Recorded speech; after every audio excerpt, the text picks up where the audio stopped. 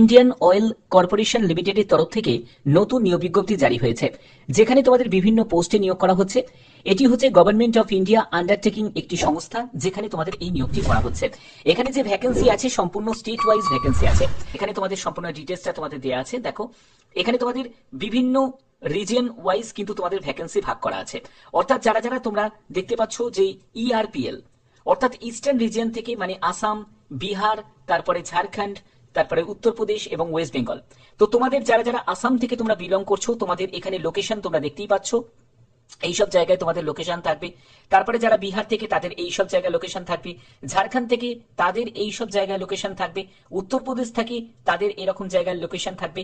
এবং যারা ওয়েস্ট বেঙ্গল থেকে বিলং করছো, তোমাদের আসানসোল, বোলপুর, বজবজ সহ বিভিন্ন জায়গায়, দেখো দুর্গাপুর আছে, হলদিয়া আছে, তারপরে হচ্ছে শিলিগুড়ি আছে, কলকাতা আছে, মাদারিহাট আছে, মৌরিগ্রাম এবং রাজবন্ধ, এইসব বিভিন্ন জায়গায় তোমাদের জব লোকেশন থাকছে। এছাড়া দেখো, যারা যারা তোমরা সাউদার্ন রিজিয়ন থেকে বিলং করছো, ইস্টার্ন রিজিয়ন থেকে বিলং করছো, সম্পূর্ণ রিজিয়ন ওয়াইজ এখানে তোমাদের দেয়া আছে। রিজিয়ন গুলো তোমাদের অবশ্যই দেখে নিতে হবে, সেই অনুযায়ী তোমাদের আবেদন করতে হবে। নর্থার্ন রিজিয়ন আছে, সাউদার্ন রিজিয়ন আছে, সম্পূর্ণ আছে।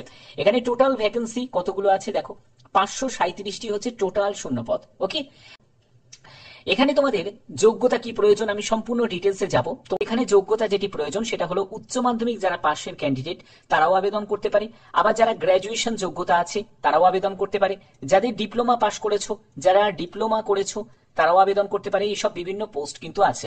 এবার দেখো, তোমাদের এখানে আবেদন কবে থেকে শুরু হয়েছে? আবেদন শুরু হয়েছে 29শে আগস্ট থেকে, তোমাদের আবেদন শুরু হয়ে গেছে।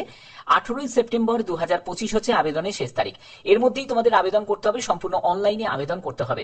এবং তোমাদের অলরেডি ক্লিয়ার করেই দিয়েছি, এখানে যেহেতু রিজন ওয়াইজ তোমাদের আবেদন করতে হচ্ছে, তোমাদের যে কোনো একটি রিজন তোমাকে এখান থেকে সিলেক্ট করতে হবে, যে কোনো একটি রিজন তোমাকে সিলেক্ট করতে হবে এবং সেই রিজনেই তোমরা আবেদন করতে পারবে।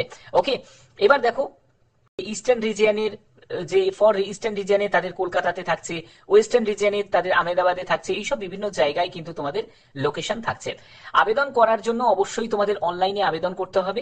এবং তোমাদের এখানে দেখো, তোমরা কিভাবে আবেদন করবে সেই ব্যাপারটাও এখানে ক্লিয়ার করাই আছে নোটিফিকেশনের সম্পূর্ণ ডিটেলসটা। ভারতীয় নাগরিক প্রত্যেকে আবেদন করতে পারো। এবং এখানে দেখো, 31শে আগস্ট 2025 হিসাবে তোমাদের কিন্তু অবশ্যই তোমাদের সার্টিফিকেট সবকিছু রেডি হয়ে যাওয়া চাই।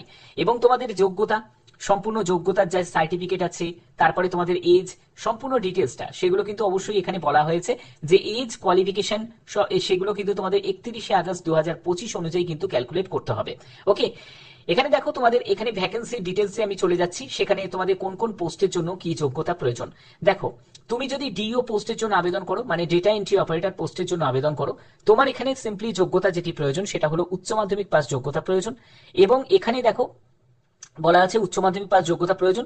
এখানে স্কিল সার্টিফিকেট হোল্ডার, অর্থাৎ যারা যারা তোমরা ডিও নিয়ে যাদের সার্টিফিকেট আছে তারা এখানে আবেদন করতে পারবে, সঙ্গে তোমাদের উচ্চ মাধ্যমিক পাস যোগ্যতা প্রয়োজন।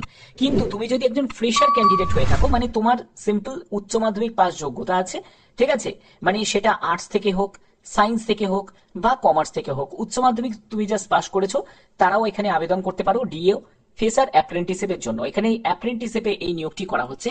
যারা যারা অ্যাকাউন্টেন্ট পোস্টের জন্য আবেদন করবে, যারা গ্র্যাজুয়েশন করেছো কমার্স ব্যাকগ্রাউন্ড নিয়ে, তারা আবেদন করতে পারে।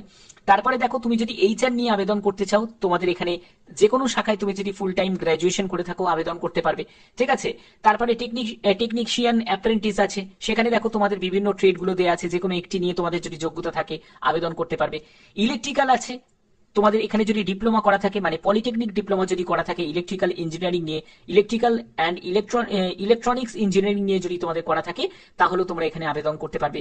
মেকানিক্যালের ক্ষেত্রে অবশ্যই তোমাদের পলিটেকনিক ডিপ্লোমা থাকতে হবে, সেটা কিন্তু মেকানিক্যাল নিয়েই তোমাদের থাকতে হবে, বা অটোমোবাইল ইঞ্জিনিয়ারিং নিয়েও যদি তোমাদের ডিপ্লোমা করা থাকে তারাও এখানে এলিজিবল আছে। ওকে, তো এই হচ্ছে তোমাদের সম্পূর্ণ ডিটেলসটা। ওকে, তো যোগ্যতার ব্যাপারটা ক্লিয়ার করে দিলাম। এবং তোমাদের এখানে ভ্যাকেন্সির ব্যাপারটাও বলে দিয়েছি, 537টি শূন্য পদে তোমাদের অ্যাপ্রেন্টিসিপে এই নিয়োগটি করা হচ্ছে। এখানে দেখো, তোমাদের আর কি কি বলা হয়েছে, এখানে আবেদন করতে গিয়ে কোনো আবেদন মূল্য লাগছে নাকি সেই ব্যাপারটাও এখানে কিছু মেনশন করা আছে নাকি দেখে নিচ্ছি।